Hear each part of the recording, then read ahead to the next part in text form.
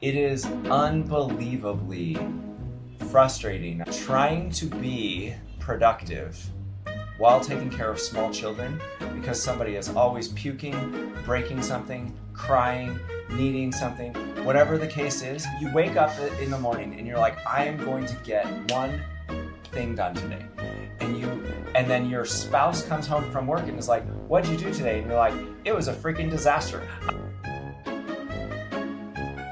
Last night we went to some friend's house, another couple who likes to travel. And it was interesting because I was in the kitchen while you were outside getting the grill ready. And her and I were actually having a conversation. She called them pink versus blue jobs. And I hadn't really thought about that before. I think I have heard about it, but typically we say traditional gender roles. And so we were talking about pink versus blue jobs, especially while you travel. And they've been sailing before. They spent, 6 years sailing? I think it was just 2 years sailing, but anyway. Okay. Funny enough, we talked about, she's pretty intense cleaning, so kind of like me, just a little bit higher standards when it comes to cleaning, more than her husband, and same with me, with you.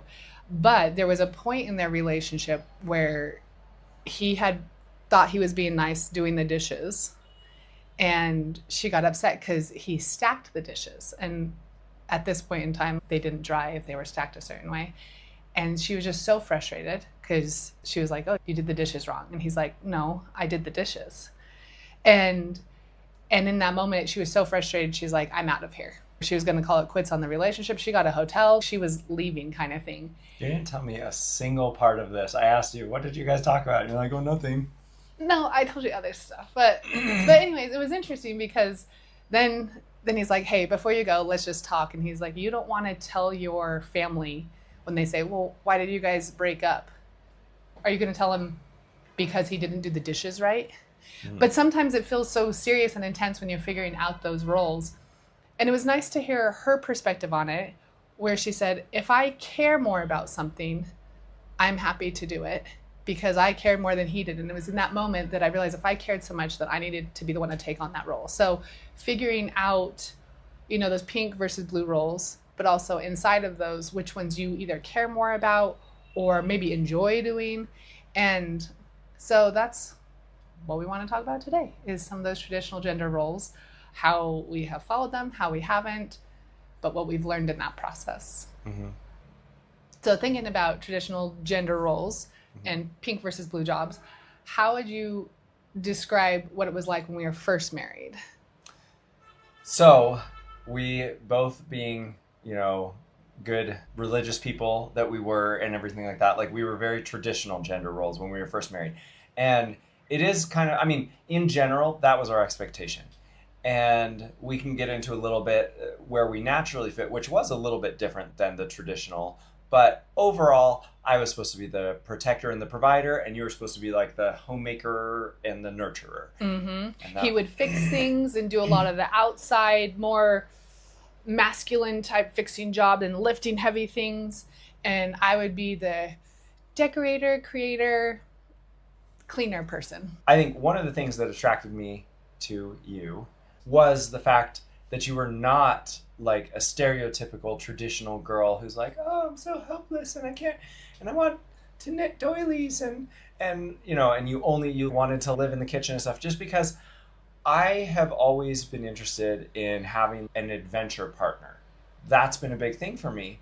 And so one of our things on our first real date was you walking barefoot up a mountain, and then somewhere in our first couple of weeks, me joking that you couldn't carry me upstairs or something, and you did. How did I not fit the traditional gender roles? Let's see. So we met in September, and then October, you were making a Halloween costume for yourself. You were dressing up as Woody. Okay. And so, one, you were willing to dress up, which is surprising because that's not necessarily your forte, but at that time I was like, he's willing to be a little bit more fun. He's willing to be creative and fun. So he didn't just go out and buy, a $50 costume. He was willing to make it himself and be creative. I think a lot of that creativity came out when we were dating, and that was important to me. Did a good job faking it, tricking you. No, I think the creative piece was really important because it just showed that we could have an interesting time together. Because even we would go grocery shopping or do laundry together, all the necessary but maybe boring things were still really enjoyable together. And I didn't feel like I had to do them on my own or that your mom was doing them for you or anything like that. Yeah. So I could see early on that you were still willing to cook, willing to clean, willing to be creative. Favorite trait, which is that I like to talk a lot, which is, against the stereotypical guy. And I also don't like to watch sports, like football or something like that. I mean, I don't hate it, but I'm definitely not let's go watch sports kind of guy. Yeah. Also, I think one of the things about you were always very career minded, very much like a type A, like a doer. I associated a lot of personal value with achieving and doing things. And so I think that like having a job was that kind of thing too for me. So we started off our marriage with a mindset that we were going to be traditional, even though we were both a little bit non-traditional. Yeah. I was just going to say early on with the traditional roles, we had like the church even more so push some of those. I was just thinking about how a lot of that didn't sit well with me. I didn't like that it was all about in the church you have a job, which is called a calling, and the men's calling is typically a lot more important than the women's. Like leader stuff. And men have the priesthood and women do not. All these things where it just felt, I guess, unfair, unbalanced, and like my job was lesser, which I didn't love that. It was great for me. I loved it. Just kidding. But yeah. And so, I mean, part of how that manifested is we always tried to share responsibilities, like really with everything, whether it is taking care of babies, taking out the trash, mowing the lawn. Yeah, even though you like mowing the lawn, but still, yeah. I would vacuum. Sometimes I cook, vacuuming. although you just naturally take to it a lot more than I do. I think I enjoy it more than you, but I actually think you're better at it than I am. Oh, thank you. Because, and then when we did things like homeschool with the kids, I don't want to homeschool the kids. That sounded like a lot of work. And and not that they were homeschooled all the time, but when we did do it, I was interested in being involved. I'm grateful that we didn't fully just say, oh, I can't do that, that's not my job. But I still think that we did more. Looking back, I would have preferred that we had just not really had those stereotypes. So anyway, so that would have been interesting if we had done that. But so we lived our first 10 years of marriage. Pretty traditional. Yeah, pretty traditional. So then along comes the opportunity, which do you want to explain? Yeah, so after about 10 years and mixed in there, we talked about before, Joe had a job that he didn't really enjoy. So he was looking for different opportunities, different things that would excite him more, and came across software development, specifically a boot camp. A 12-week program. Yeah, a 12-week program where you can learn it. And funny enough, they had a female scholarship. So women only. Yeah, women only, trying to encourage that. So we decided that I could try to go for it. And luckily enough, I got it, and it was awesome. It was an awesome 12-week program. It was a lot of work. It was hard work, and I wasn't too far, but it allowed me to focus. And then I didn't have all the other, because we had the 3 kids at the time. So he was taking care of the kids. 2, 6, and 8 years old, basically. Yeah. So he took those reins, and then I went to the boot camp. And even then, I wouldn't say it felt like we had switched roles too much. It was like a temporary, I'm going to go away to school for a little bit. But graduation day, I got offered a job, and that was when it kind of flipped. Is now I had a full-time job out of the house. He decided to become stay-at-home dad, and that's when a lot of things shifted. I would say I learned a lot about myself. I felt a little guilty leaving you and the kids and switching roles, but I enjoyed the work so much. I was so fulfilled, and it was probably so eye-opening because I was able to learn that I didn't have to be the one to fill certain roles, that you could also step in. I didn't have to pretend. I liked all the wifely or motherly duties, because I think before I felt a pressure to have to enjoy cooking or enjoy cleaning or enjoy crafting or enjoy homeschool. And I think I felt the freedom at that point to say, no, I actually enjoy going to work more. It's very fulfilling, and I'm able to come back a better person and be more myself than being drained trying to check the boxes of all these other activities, only to not really be able to show up as a good mom Yeah. and a good wife. So it was really fulfilling to be able to let myself, I would say there was a freedom in it. On my end, I had a very eye-opening experience because on a number of levels, when I was going to work, I wasn't loving the work that I was doing. And so I kind of went away into this suffering for the family type of thing. And so I would look at Megan being at home with the kids. I don't know if I would call it with envy, but definitely thinking that she had the easier, the better end of the bargain. He would often tease me like, "Oh, how was eating bonbons and watching your show?" Watching Desperate Housewives. Yeah, you were 100% joking, but I think a little part in your mind really thought that that was a little.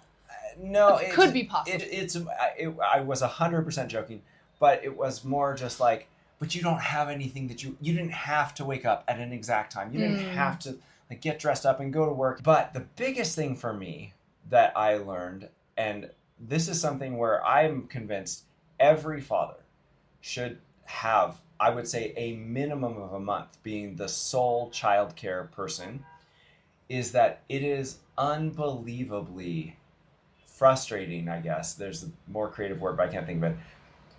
Trying to be productive while taking care of small children because somebody is always puking, breaking something, crying, needing something, whatever the case is. You wake up in the morning and you're like, I am going to get one thing done today.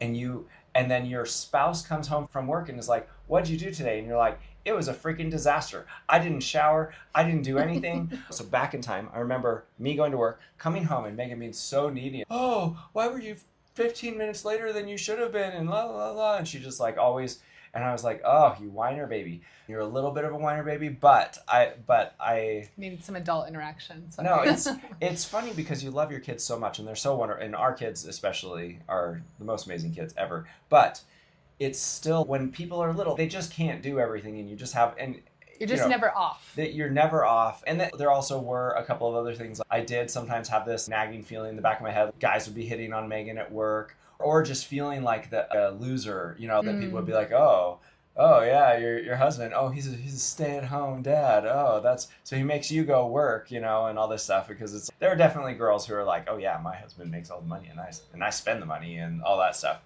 So it was super valuable, but a difficult experience. Yeah, I would say. Yeah, it was fun to be his sugar mama. Well, it also changed, remember, because it was in the past, I had been sort of in charge of the budgeting. I'm making the money, and then now you're making the money, and so... It did feel nice that way, because before, sometimes you almost feel like you have to ask your husband for money, or you feel a little guilty spending on yourself. Also, the timing was perfect, because you said the girls were 8, 6, and then Joey was 2. And so it was really fun, from my perspective, for our boy to get extra dad time. Yeah. And they would go to the gym, and they would all these guy things together. So it was fun to have the role reversal, but also have it be an ideal family time and a growth stage for both of us. Yeah, very grateful for that time too, because you don't get the time back with the young kids, So yeah. It is very nice to be able to do that.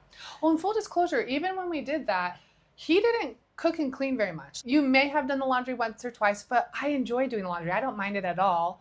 And I actually do enjoy cooking. I enjoy cooking with, especially at that time with my girls. We would all do it together, and then we would eat as a family. So and you're so freaking fast at it. By the time I've decided what to eat, you've already made an entire meal, and so yeah. So that was nice. But when it came to doing homework with the girls, you would do that. Yeah. So we definitely found niches within different areas and at different times throughout our marriage where either it was a better fit, it was something we enjoyed more. And granted, there's plenty we both don't enjoy. Neither one of us love cleaning toilets, but it still needs to be done. Ready, though. Anyways, so kind of taking it full circle, it was really interesting. So we did this big departure from the tradition. Mm-hmm. Well, so, I mean, we were never fully traditional, but we kind of tried to be. Then we fully departed from it. Mm-hmm. And then I think there was a lot of us that came back and were like, well, actually, I mean, it was kind of nice because there's these stereotypes, and stereotypes are sort of a statistic, where you say, oh, 75% of people, of girls do this and whatever, but they talk about it with overlapping. It's like, yeah, just because maybe the majority of guys, let's say, I don't know, like to watch sports. I don't know. It doesn't mean every guy does. Yeah. Just because the majority of And it doesn't mean girls, that the girls don't. I know Yeah. plenty of girls who love to watch sports. So I think what we did is we came to terms with the fact that it's both okay for us to fit a traditional role and to not fit a traditional role. And there's no shame in being like, yep, I'm a dude like this, or be like, no, I'm way more like a girl. I feel so, I want to talk. I want to have these heart-to-heart conversations. And she's just like, give me my beer and let me watch the game. I'm not like that. I do not like beer. But it is, but it's funny like that. Well, even camping. I love to camp Yeah. so much more than you do. But then sometimes you love to be outdoors. But you need all this affirmation from me of like, oh, am I pretty and this and that, so Yeah. you fit the girly Yep. role there. And so we sort of came full circle, which was Yeah. really nice because we definitely, I think we have now, accepted where we are. And it's like, if vacuuming needs to be done, or if laundry needs to be done, I can do it. But she's good at it, I don't likes mind She it, doesn't yeah. mind it. If vacuuming needs to be done or cleaning the bathroom, I can do it, and I don't mind doing it, but she can do it if she needs to. So I think that's really cool. I think you mentioned, it's like, it's freeing. Yeah. Because you don't have to follow something that somebody else told you, but you also don't have to rebel against it either. Yeah. And it's interesting because we both grew up with pretty traditional gender role parents. And so it's interesting to be able to have the freedom, like you're saying, to redefine what that looks like, to say you don't like something, to work together to figure out, because there's going to be some stuff that you both like, some stuff you both don't like, and also some stuff where you're just better at it. Love fixing things. Yeah. Yeah, even fixing the van. I mean, it was cool. I am confident that you could have done it, but I wanted to. I just am drawn to doing things like that. So yeah, it's very freeing. We've also, through this journey, I think we've learned some really valuable things. You had mentioned time. Yeah. So early on, you often hear everyone saying, oh, your most valuable commodity is time. And as a mom with young kids, I felt like every day was me just trying to run the clock until you got home. So it's like fill the time with whatever. Yeah, just try to entertain the Let's kids, sometimes it was good stuff and entertaining and fun stuff, but other times it's just, okay, I just have to get through today so that I could hang out with you tonight. And so I wasn't using my time fully, and therefore I didn't value my own time. So it was really helpful for me when I got a job and went away to work and had to be really intentional coming home from work on weekends, like really valuing my time spent with you and the kids. It made me start to realize, no, what your time is just as valuable. What you contribute is just as valuable. Being intentional. Now, I didn't have to have a job to be intentional with my time, but it was a lesson I needed to learn, and that's kind of how I learned it. And I think roles and traditional gender roles and chores and getting stuff done and all of that, I think remembering that it doesn't need to come at a cost. It still needs to be done, and you're going to have to figure it out, but you can still prioritize your time in such a way that it makes sense. Because even thinking about stuff you don't like to do, I don't really want to clean the house. I would rather spend time doing awesome things with you. And so we've talked about, okay, maybe we should hire a house cleaner. And so I think being open to solving things creatively too. If there's something you both don't really like. Yeah. Or you can do it together. If you both don't really love grocery shopping, but it's a lot more fun together, awesome. Then do it together. So.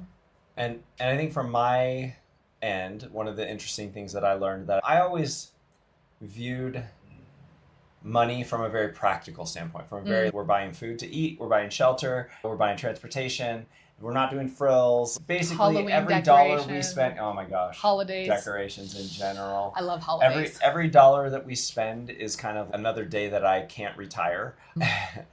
And I definitely learned in this process that just like having savings makes me feel comfort, sometimes having the ability to spend money on things that you value, a house cleaner or good food or a nice night out or whatever, something comfortable, or decorations that just make you happy when you look at them and feel good, that is valid as well. And so there's an emotional component of the spending that is honestly just as valid as the practical stuff, I would say. I mean, assuming that you have it, of course. We've never been completely frivolous with money. You could be, and that's a way to try things, but I don't think that's wise. But it's not frivolous to spend money on things that you like. Mm-hmm. Whereas earlier on, I was, if you don't need it to survive, then it's kind of frivolous. So, so yeah. So And just to finish up, I think one of the most valuable aspects for me is I never felt my contributions and me feeling, whether it was doing the pink jobs or doing the blue jobs, I never felt undervalued by you. I may have in the church or by society a little bit, because sometimes people ask, oh, what do you do? Or what's your career? What did you go to school? And you're like, oh, I'm a stay-at-home mom. Like, it did feel really good after I went to the boot camp to say, oh, I'm a software developer. It felt a lot cooler to me. And so I really think it's important, though, as a couple, to never devalue one another and those roles and the jobs that you do. I think it's important to work together and like navigate all the dynamics of stuff that just needs to get done, but never to devalue the contributions. I would say also, like, let's just pretend, like, to run a family, you know, let's say that I was incredibly skilled at every single aspect of running the family, you know, whether it's making the money, fixing the things, cooking the food, doing the laundry, whatever, it doesn't matter. Okay. Again, time is one of your most valuable, you know, commodities or whatever you call it. I can't do everything, and plus, it's not really a family if you're like the one man, you know, team. One man show. And so it's like, let's say I'm amazing at every single thing, and she's worse than me at every single thing. Still, if you're a team, like, I shouldn't look at her contributions because it's effort based. You know, it's like she's trying. And, or it could go the other way too. If one is tempted to look at their partner and be like, ugh, I could do this so much better than you. I can do it in my sleep. Why are you complaining or something like that? No, you're both trying. Yeah. You know, you might be going through different things. I'm just saying there's so many aspects of it that even if you think you could do it better, it's like the fact of the matter is you guys are sharing the load and you're doing it. And so definitely, like you said, you know, just always, that would be like my recommendation looking back after 20 years. And my recommendation to my earlier self is just to be like, hey, look, you know, yes, communicate and say, hey, you know, can we talk about maybe making some changes, doing something differently, whatever the thing is, that's fine. Yeah. But don't think that your partner is like slacking off. Now, granted, if the partner is slacking off, you know, I don't know. That's a conversation too. But I will say being encouraging, being appreciative, and being a little bit understanding or patient, because I do feel early on when I needed you around because I was either lacking adult conversation or just needed a break, I did feel like you resented me for some things. And then I feel guilty because I didn't want to need you, but I wasn't able to go off to school and have breaks from the kids and do all this stuff, especially at MBA school. I think that there were some opportunities there that I pulled you from. So I think just trying to be a little bit more patient, understanding, and then with yourself, really try to explore the things that you enjoy and talk about them openly. Yeah. And know that it's okay not to love every aspect of being a mom or being a wife, but to find your strengths and work with those too. Yep. Sounds awesome. What's your least favorite pink job?